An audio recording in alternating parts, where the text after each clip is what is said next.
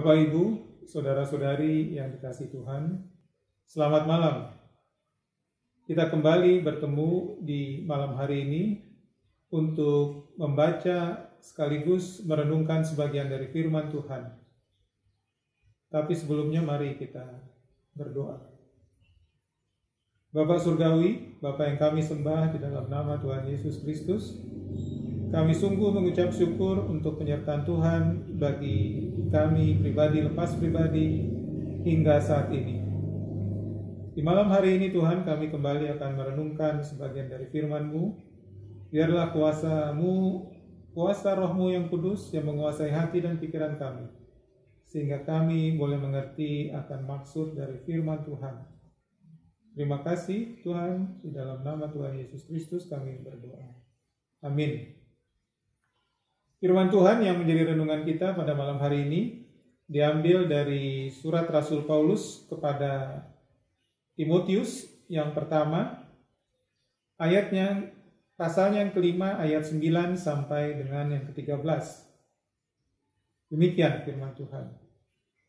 Yang didaftarkan sebagai seorang janda hanyalah mereka yang tidak kurang dari 60 tahun, yang hanya satu kali bersuami, dan yang terbukti telah melakukan pekerjaan yang baik, seperti mengasuh anak, memberi tumpangan, membasuh kaki saudara-saudara seiman, menolong orang yang hidup dalam kesesakan, pendeknya mereka yang telah menggunakan segala kesempatan untuk berbuat baik. Tolaklah pendaftaran janda-janda yang lebih muda, karena apabila mereka sekali digairahkan oleh keberahian yang menceraikan mereka dari Kristus, mereka itu ingin kawin.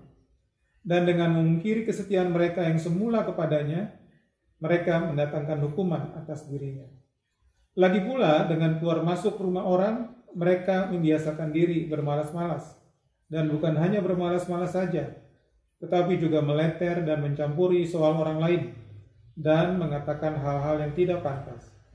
Karena itu aku mau supaya janda-janda yang muda kawin lagi, beroleh anak, memimpin rumah tangganya, dan jangan memberi alasan kepada lawan untuk memburukan nama kita. Karena beberapa janda telah tersesat mengikut iblis. Jika seorang laki-laki atau perempuan yang percaya mempunyai anggota keluarga yang janda, hendaklah ia membantu mereka sehingga mereka jangan menjadi beban bagi jemaat. Dengan demikian, jemaat dapat membantu mereka yang benar-benar janda. Amin. Demikian firman Tuhan. Saudara-saudaraku terkasih, judul renungan kita pada malam hari ini, atau tema renungan kita pada malam hari ini adalah berbagi kasih kepada janda yang berkekurangan. Secara tersurat dan tersirat, firman Tuhan mencatat dan mengungkapkan bahwa memperhatikan, peduli, dan hormat kepada orang tua dan juga janda adalah suatu perbuatan yang baik, indah, dan sangat terpuji. Apalagi terhadap seorang janda tua yang menaruh harapannya hanya kepada Allah dan bertekun dalam permohonan dan doa siang malam kepada Tuhan. Definisi seorang janda merujuk pada seorang wanita yang telah ditinggal pergi oleh suaminya. Dalam makna yang umum kita jumpai di masyarakat, seorang wanita akan menjadi seorang janda ketika suaminya meninggal dunia, atau suaminya meninggalkan wanita tersebut dalam arti menceraikannya. Alkitab kita melalui surat Rasul Paulus yang pertama kepada Timotius ini sangat memberi perhatian khusus kepada seorang janda yang ada di dalam jemaat. Karena hal ini berpotensi menimbulkan masalah dalam jemaat jika tidak ditangani dengan baik. Secara umum dalam tulisan suratnya ini, Paulus membagi dua kategori janda di dalam jemaat, yaitu janda yang baik dan janda yang kurang baik. Berikutnya kita akan melihat bagaimana ciri-ciri seorang janda yang baik dan janda yang kurang baik tersebut, karena mereka harus diperlakukan secara berbeda. Seorang janda yang baik adalah seorang janda yang hidup dengan menaruh pengharapannya hanya kepada Allah dan tekun berdoa. Hal ini terkait dengan kondisinya yang sudah tidak dapat mengandalkan suaminya lagi, sehingga ia hanya dapat bergantung sepenuhnya kepada Tuhan. Seorang janda yang baik adalah seorang yang janda yang hidup yang tidak bercela. Seorang janda yang baik adalah yang hanya sekali bersuami, bukan yang berkali-kali menikah lagi, karena hal tersebut menunjukkan kesetiaannya. Seorang janda yang baik adalah seorang janda yang melakukan pekerjaan baik di lingkungan jemaat, bahkan juga melakukan pekerjaan yang baik di tengah-tengah masyarakat. Sementara itu, firman Tuhan mengatakan seorang janda yang kurang baik adalah seorang janda yang hidup mewah dan berlebih-lebihan. Dia juga seorang janda yang tidak memelihara sanak saudaranya yang masih ada. Dia juga seorang janda yang kurang baik karena dia adalah seorang janda yang sering keluar masuk rumah orang untuk menggosip atau melakukan hal-hal yang kurang baik dan hidup dengan bermalas-malasan saja. Paulus mengatakan bahwa janda yang seperti ini justru adalah orang-orang yang lebih buruk daripada orang yang tidak beriman dan berpotensi untuk tersesat mengikuti iblis. Saudara-saudaraku yang terkasih, persoalan janda ini memang jarang dibahas dan kelihatan sangat sederhana. Akan tetapi, persoalan ini juga bisa membebani jemaat dan juga bisa menjadi hal yang menjelek-jelekkan nama jemaat apabila jemaat Tuhan bertindak dengan tidak bijaksana. Oleh karena itu, Paulus pun menyarankan agar definisi janda yang dibantu oleh jemaat adalah janda yang usianya lebih dari 60 tahun, janda-janda yang sudah tua.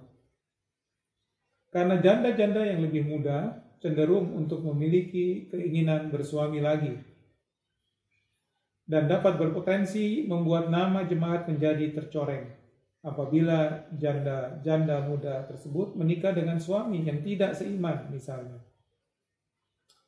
Lalu apa yang kita harus lakukan? Yang kita harus lakukan sesuai dengan firman Tuhan, baik kita ataupun juga baik bagi seorang janda, tentunya kita harus memperhatikan betul firman Tuhan hari ini. Agar jikalau kita menjadi janda-janda, kita harus menjadi janda yang baik. Janda yang selalu memuliakan nama Tuhan. Yang kedua, hamba-hamba Tuhan dan juga jemaat Tuhan perlu memiliki sikap yang baik dan benar terhadap janda-janda. Mereka harus menghormat janda-janda yang baik dengan cara membantu kehidupan janda-janda tersebut. Di satu sisi, jika kita memiliki anggota keluarga yang menjadi janda, sudah sepatutnya kita terlebih dahulu membantu anggota keluarga tersebut sehingga mereka tidak menjadi beban bagi jemaat yang lain. Selanjutnya kita harus dapat berbakti kepada anggota keluarga kita yang telah menjadi janda. Entah dia adalah orang tua kita, entah dia adalah nenek atau opung kita. Dengan demikian, jemaat Tuhan dapat benar-benar memberikan bantuan kepada janda-janda yang benar-benar membutuhkan. Saudara-saudaraku terkasih, sebagai penutup dari renungan kita pada malam hari ini, maka hendaknya kita senantiasa memperhatikan, kita senantiasa peduli, dan kita senantiasa hormat kepada orang tua. Terlebih lagi kepada janda tua, karena itu adalah suatu perbuatan yang baik, perbuatan yang indah, dan perbuatan yang terpuji. Oleh karena itu,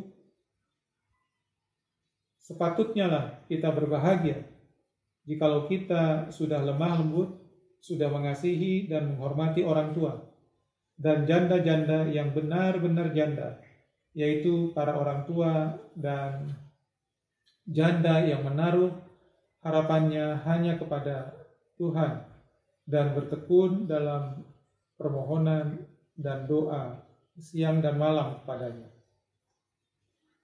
Berbahagialah juga kita jikalau kita sudah baik menasihati dan mengingatkan para janda agar mereka hidup dengan tidak bercacat dan tidak bercela di hadapan Tuhan Yesus Kristus, Tuhan kita. Berbahagialah kita jikalau kita sudah berbagi kasih karunia kepada janda-janda yang benar-benar janda, yang memiliki pengharapan teguh kepada Allah, serta setia dan tekun dalam ibadah, tekun dalam berdoa, tekun dalam memohon permohonan kepada Tuhan, tekun menyampaikan pujian dan penyembahan kepadanya pada waktu siang maupun malam.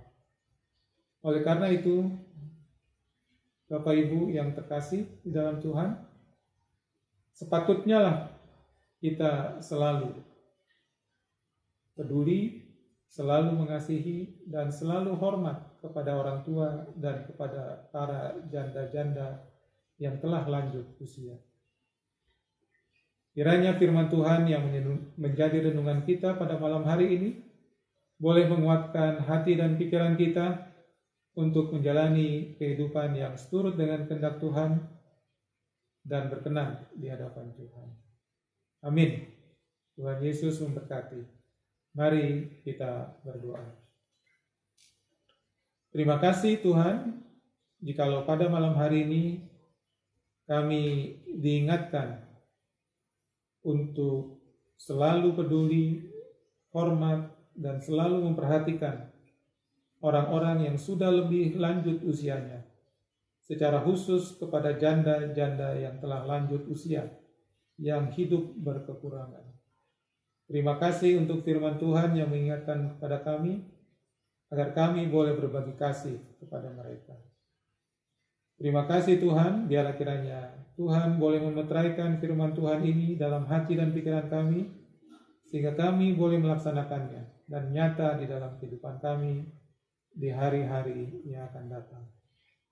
Terima kasih Tuhan, terpujilah nama-Mu, kekal untuk selama-lamanya. Di dalam nama Tuhan Yesus Kristus kami berdoa dan mengucap syukur. Amin.